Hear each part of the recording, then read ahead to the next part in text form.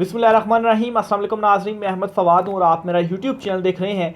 नाज़रीन, दो बड़ी इंपॉर्टेंट खबरें आज की व्लॉग में आपके साथ शेयर करूँगा। सबसे पहली और बड़ी खबर तो ये है कि इमरान खान साहब को इस वक्त डराने के लिए, इमरान खान साहब को इस वक्त धमकाने के लिए एक आखिरी हरबा इस्तेमाल किया जा रहा है और वो इमरान खान साहब को मार देने की, इमरान खान साहब को कत्ल कर देने की और बुशरा बीबी को कत्ल कर देने के हवाले से बातें करके सनसनीखेज किस्म का प्रोपेगेंडा फैलाकर दबाव डाला जा रहा है कि इमरान खान साहब फिर आप जिंदा नहीं रहेंगे क्योंकि आप हमारी बात नहीं मान रहे। कुछ एक्सक्लूसिवली डिटेल्स आपके साथ में शेयर करूंगा। एक टाइम लाइन मैंने अपने सामने रखी हुई है, आपके साथ में शेयर करूंगा कि कैसे इमरान खान साहब तक जो मैसेजिंग है वो की जा रही है और कत्ल के हवाले से बातें करके डराया धमकाया जा रहा है। और दूसरी बड़ी खबर नाज़रीन जो आपके साथ मैंने शेयर करनी है वो ये है कि एक और प्रोपेगेंडा जो इमरान खान साहब है और बुशरा बीबी है, इनके हवाले से अवाम में या इमरान खान साहब के सपोर्टर्स में मायूसी फैलाने के लिए इस वक्त किया जा रहा है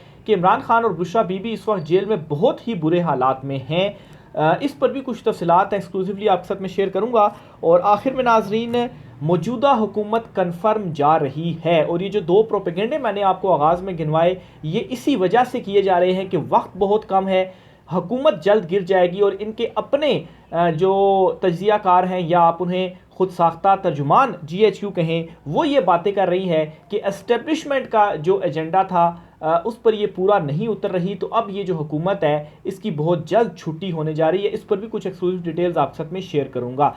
सबसे पहले तो नाज़रीन, आप ये बयान एक इंजीनियर अली मिर्ज़ा साहब हैं या मिर्ज़ा अली, उनकी जानिब से दिया गया, इसको ज़रा गौर से सुनिएगा। वो क्या कहते हैं? वो कहते हैं जी कि अगर खान साहब जिंदा रहे और वो बाहर आ गए तो मुल्क में स्टेबिलिटी वाली कोई चीज़ नज़र नहीं आएगी। अगर इमरान खान जिंदा रहे और इमरान खान साहब जेल से रिहा हो जाते हैं और बाहर आ जाते हैं तो मुल्क में स्टेबिलिटी नहीं रहेगी, यानी कि मुल्क गया, फिर अनस्टेबिलिटी हो जाएगी।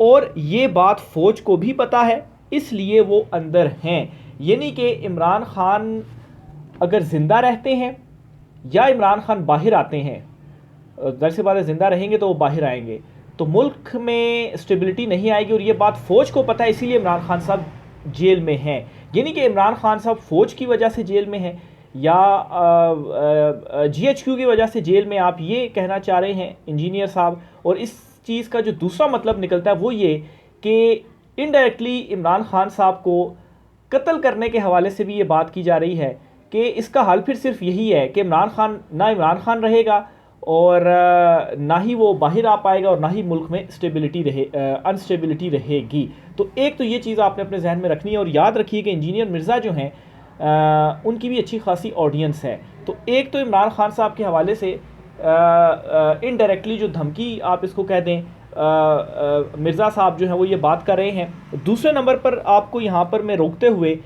तमाम तर चीज़ों को एक बात बताना चाहता हूँ कि इमरान खान साहब की जानिब से ये कहा गया है कि रात जितनी गहरी और अंधेरा जितना जो है वो बढ़ता जाए, इसका मतलब ये है कि जो रोशनी होती है वो करीब है। फिर तो ये जितना ज़्यादा इस वक्त इमरान खान साहब के, मतलब ये बिल्कुल अब एंड हो चुकी है ना चीज़ें, इसके बाद क्या है?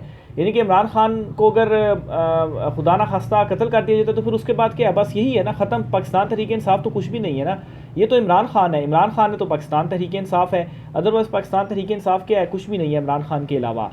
तो ये एक लास्ट एक स्टेज पर इस वक्त आ चुके हैं ये सारे, क्योंकि हर हरबा अपनाने के बावजूद ये इमरान खान साहब को तोड़ नहीं सके और इमरान खान साहब ने जो एक मौक़िफ़ अपनाया हुआ था, जो उन्होंने एक स्टैंड लिया हुआ था, उसके ऊपर वो आज भी कायम है। तो एक तो ये चीज़। अच्छा, दूसरी नंबर पर जी अच्छा, इस पर इंजीनियर मिर्ज़ा साहब को जवाब भी दिया गया असदुल्ला खान साहब की जानिब से। वो कहते हैं कि पाकिस्तान के इस्तेहकाम के लिए किसी की मौत को लाजमी करार देना घटियापन की आखिरी हद है। तो मैं भी वही बात कर रहा हूँ कि बिल्कुल आखिर में इस वक्त ये आ चुके हैं। अच्छा, दूसरे नंबर पर जी इमरान खान साहब ने आज कुछ गुफ्तगू भी किया है डयाला जेल में और बुशरा बीबी साहिबा की जानिब से भी कुछ गुफ्तगू की गई है और वो भी इसी हवाले से, इमरान खान साहब को जान से मारने के हवाले से और बुशरा बीबी को जान से मारने के हवाले से। पहले तो आपको बताता चलूँ जी कि बुशरा बीबी के हवाले से उन्होंने क्या बयान दिया है। बुशरा बीबी कहती हैं कि इमरान खान की जान को ख़तरा है, नहीं मालूम मैं भी ज़िंदा रहूँगी या नहीं। हमें जेल में डालकर जुल्म करने वाले बुज़दिल हैं। मुल्क के 1, 2, 3 को शर्म आनी चाहिए। जिन्होंने मुल्क से मुखलिस और खुददार शख्स को जेल में रखा हुआ है। अच्छा, ये जो बुशरा बीबी की जानिब से जेल में गुफ्तगू की गई है ना, ये ऐसा नहीं होता कि बुशरा बीबी खुद गुफ्तगू कर रही हों। ये ज़ाहिर सी बात है, वहाँ पर मीडिया मौजूद होता है, वो उनसे सवाल भी पूछ रहा होता है। तो ये इमरान खान साहब के हवाले से कुछ बातें जो चल रही हैं, तो इसी पर ही उनसे सवाल किया गया और वो फिर इसी तरह का ज़ाहिर सी बात है आगे से वो जवाब देंगी। और ये बात वो पहली मरतबा नहीं कर रही बुशरा बीबी, इससे पहले भी वो ये बात कर चुकी हैं। वो अब ये कहती हैं कि इमरान खान की जान को ख़तरा है, नहीं मालूम मैं भी ज़िंदा रहूँगी या नहीं। फिर इसी तरह जी इमरान खान साहब ने भी बयान दिया और इमरान खान साहब ने कहा जी कि अगर मेरी बीवी को कुछ हुआ तो जिन लोगों के मैंने नाम लिए इनको ज़िंदा नहीं छोड़ूंगा। ये इमरान खान साहब की जानिब से कहा गया है। यानी कि आप देखिए माहौल क्या बनता जा रहा है। इंजीनियर मिर्ज़ा साहब कत्ल के हवाले से बातें कर रहे हैं, इमरान खान साहब से कुछ सवालात हो रहे हैं, बुशरा बीबी साहबा से सवालात हो रहे हैं और फिर जो उनके जवाबात आ रहे हैं और बाहर जो खबरें आ रही हैं वो भी कत्ल के हवाले से और मार देने के हवाले से हो रही हैं। इमरान खान साहब फिर कह रहे हैं अगर मेरी बीवी को कुछ हो गया तो मैं भी ज़िंदा नहीं छोड़ूंगा। अच्छा, ये जो वर्ड है ना कि ज़िंदा नहीं छोड़ूंगा, इस पर थोड़ा सा कंफर्मेशन नहीं है, क्योंकि बाज़ लोग ये रिपोर्ट कर रहे हैं जी कि इमरान खान ने कहा कि मैं उनको नहीं छोड़ूंगा और बाज़ लोग ये रिपोर्ट कर रहे हैं जी कि इमरान खान साहब ने कहा कि मैं उनको ज़िंदा नहीं छोड़ूंगा। दोनों बातों में फ़र्क है, लेकिन चले इमरान खान साहब की तरफ से इस हवाले से जो जवाब है वो सामने आया और फिर जो बुशरा बीबी हैं वो भी इस किस्म की जो बातें हैं वो कर रही हैं। तो अब इससे माहौल क्या बन रहा है? माहौल ये बन रहा है ख़ास तौर पर एक जो तासुर जा रहा है अवाम के अंदर, जो जा रहा है कि इमरान खान साहब की इस वक्त जान को ख़तरा है और चूँकि इमरान खान साहब डटे हुए हैं और दूसरी साइड पर किसी के पास इस वक्त कोई हल नहीं रहा इमरान खान का, मासवा इसके जी के इमरान खान अगर नहीं रहेगा खुदा ना खास्ता तो फिर उसके बाद तो कुछ भी नहीं होगा, ना इमरान खान होगा ना और कुछ होगा। तो इस किस्म की जो चीज़ें हैं वो फैलाई जा रही हैं। हालांकि ये सारी की सारी चीज़ें सिर्फ इस वजह से की जा रही है कि इमरान खान साहब के ऊपर दबाव डाला जाए, इमरान खान साहब को तोड़ा जाए, अवाम में मायूसी फैलाई जाए, अवाम को तोड़ा जाए कि अवाम थोड़ा साइड पर हों और इमरान खान जो इस वक्त एक मजबूती की अलामत बन चुका है उसको किसी तरीके से तोड़ा जाए। तो इस तरह से नहीं हो सकता कि इमरान खान साहब को आप कत्ल कर दें। वो अडयाला जेल में कस्टडी में है इस वक्त पुलिस की और कितनी सख्त वहाँ पर सिक्योरिटी होती है। अगर इस दौरान कोई इस तरह की चीज़ हो जाती है, अव्वल तो अल्लाह ना करे इस तरह की कोई चीज़ हो और ऐसी कोई चीज़ होनी भी नहीं है। ये सिर्फ़ और सिर्फ जो मेरी अंडरस्टैंडिंग है, जो चीज़ों को मैं देख रहा हूँ, इमरान खान साहब के ऊपर दबाव डालने की कोशिश है और दबाव इस वजह से डालने की भरपूर और आखिरी हद तक जाकर कोशिश की जा रही है क्योंकि वक्त कम है। अक्टूबर तक का जो है वो वक्त है जी। अक्टूबर में क्या होगा, काजी साहब की रिटायरमेंट होगी और इलेक्शन ट्रिब्यूनल्स के जो मामलात हैं वो ऑलरेडी खुल चुके हैं। तो इस हुकूमत का जो तख्त है वो उल्टना ही उलटना है। तो फिर तो ये हुकूमत नहीं रहेगी तो ये कैसे इमरान खान का मुकाबला कर सकेंगे। तो इस वजह से ये जो चीज़ें हैं बज़ाहिर ये हो रही है कि इमरान खान साहब पर दबाव डाला जाए और किसी तरीके से उन्हें मनवाया जाए। अब देखें ना कि ये सारी जो चीज़ें हैं ये सामने आ रही हैं सोशल मीडिया के ऊपर, ये जो चीज़ें हैं वो ज़्यादा प्रमोट हो रही हैं। लेकिन इसके साथ इमरान खान साहब ने एक और भी बयान दिया है, उसे कोई उस तरह से रिपोर्ट नहीं कर रहा या ज़्यादा नहीं फैला रहा। क्या इमरान खान साहब ने कहा है जी, आपको आपके सामने रखता हूँ जी। इमरान खान साहब ने कहा है जी कि पार्टी को पंजाब या कौमी असम्बली के बाहर भूख हड़ताली कैंप लगाने की हिदायत की है। अडयाला जेल रावलपिंडी में उन्होंने गुफ्तगू की और कहा कि पीपल्स पार्टी और नून लीग में कोई फ़र्क नहीं है, ये एक ही हैं और दोनों ही फार्म 47 की पैदावार हैं। मखसूस एलीट तबका 60 साल से मुल्क पर काबिज है और हुक्मरानी कर रहा है। एलीट ने अपने मफादात के लिए तहफ़्फ़ुज़ के लिए मुल्क को दबाव पर लगाया हुआ है। ये इमरान खान साहब की जानिब से कहा गया जी। इसके अलावा इमरान खान साहब ने मज़ीद ये भी कहा कि ऐसा लगता है हुकूमत गिराने या इमरजेंसी लगाने की कोई साजिश हो रही है। फिर इमरान खान साहब की जानिब से जो है वो ये भी कहा गया कि बन्नू वाक़े की मज़ीद शदीद मज़म्मत करता हूँ, हम बन्नू के अवाम के साथ हैं, हुकूमत जुडिशल कमीशन से इंक्वायरी कराए। फिर इमरान खान साहब की जानिब से ये भी कहा गया जी कि हुकूमती जमात ख़ासकर पीपल्स पार्टी के साथ इत्तेहाद नहीं किया जाएगा। फिर इसके अलावा इमरान खान साहब ने जी मज़ीद भी कुछ जो गुफ्तगू है वो की और कहा जी कि पार्टी को हिदायत की कि चीफ़ जस्टिस काजी फ़ाइज़ ईसा के ख़िलाफ़ जो रेफरेंस है वो दायर किया जाए। फिर इसके अलावा जी ये भी कहा जी कि चीफ़ इलेक्शन कमीशनर और अरकान के ख़िलाफ़ भी रेफरेंस दायर करने की जो हिदायत है वो मैंने की हुई है। फिर इसके अलावा इमरान खान साहब ने यह भी कहा है कि मैं सारी ज़िंदगी जेल में रहने के लिए तैयार हूँ, लेकिन किसी किस्म की कोई जो डील है वो इनको नहीं दूंगा। तो अब ये बात इमरान खान साहब की उस तरह से रिपोर्ट नहीं हो रही कि इमरान खान साहब दूसरी तरफ क्या कह रहे हैं कि सारी ज़िंदगी जेल में रहने को तैयार हूँ लेकिन इनको डील नहीं दूंगा। तो अब इस चीज़ को हाईलाइट होने की ज़रूरत है कि इमरान खान साहब अभी भी अपने मौक़िफ़ के ऊपर डटे हुए हैं। आप ज़रा इमेजिन कीजिए कि कितने मजबूत असाब के मालिक हैं इमरान खान साहब, कि इस हद तक दबाव डालने के बावजूद इमरान खान साहब ये कह रहे हैं कि जेल में रहने के लिए तैयार हूँ सारी ज़िंदगी, लेकिन कोई जो डील है वो मैं इनको नहीं दूंगा, जो अवाम से वादा है, जिस असूल के ऊपर मैं खड़ा हुआ हूँ मैं उसी के ऊपर खड़ा रहूँगा। तो ये सारा एक माहौल बन रहा था, कुछ जो मेरी अंडरस्टैंडिंग थी मैंने आपके साथ शेयर की। दूसरी तरफ जी मरीम नवाज़ साहिबा हैं, वो क्या आजकल कहती फिर रही हैं। अच्छा, इस हवाले से जी जो मरीम नवाज़ी जजिस को धमकियां दे रही हैं और हुकूमत जाने के हवाले से जो बातें की जा रही हैं, और ख्वाजा आसिफ भी ये कह रहे हैं जी कि फिर अक्टूबर में जो है वो हुकूमत शायद चली जाए, और फिर एमरजेंसी की भी बातें चल रही हैं, और फिर उसके बाद जो टेक्नोक्रेट हुकूमत के हवाले से बातें चल रही हैं। इस पर ये ज़रा सुनिएगा कि नजम सेठी साहब हैं और जावेद चौधरी साहब हैं, दोनों को ज़रा प्रो नून लीगी तजियाकार समझा जाता है और दोनों को ज़रा ताकतवर हलकों के करीब ज़रा समझा जाता है, खुद साख्ता तर्जमान भी इनको कहा जाता है। ये क्या कह रहे हैं, पहले तो जावेद चौधरी साहब का सुने। शहबाज शरीफ पैगाम लेकर गए नवाज शरीफ के पास कि पाकिस्तान तहरीक इंसाफ पर पाबंदी लगाएं वरना हम फारिग हो जाएंगे।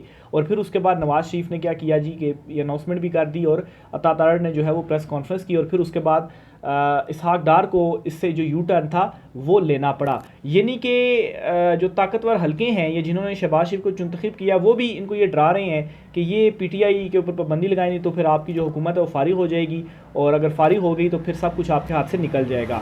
नजम सेठी साहब ने बड़ी ख़तरनाक किस्म की या खौफनाक किस्म की या सनसनीखेज़ किस्म की बात की है। वो क्या कहते हैं, वो कहते हैं जी कि मरीम नवाज़ जो बयानियाँ बना रही हैं, जिसको धमकियाँ दे रही हैं या हुकूमत गिरने के हवाले से जो इस वक्त सारा सिनेरियो बन रहा है, उसकी रीज़न आपको नजम सेठी के इस तजिए में मिलेगी कि मरीम बयानियाँ बना रही हैं कि मुझे क्यों निकाला, ख़दशा यही है कि हुकूमत की छुट्टी होने वाली है या इस्टेब्लिशमेंट का जो एजेंडा है ये हुकूमत पूरा नहीं कर पा रही। मरीम अब ये बयानियाँ बना रही है कि पहले इस्टेब्लिशमेंट ने साजिश की और हमें निकाला, और अब अदलिया जो है वो हमें निकालने के चक्कर में है। तो ये असल में इनका मामला है जी।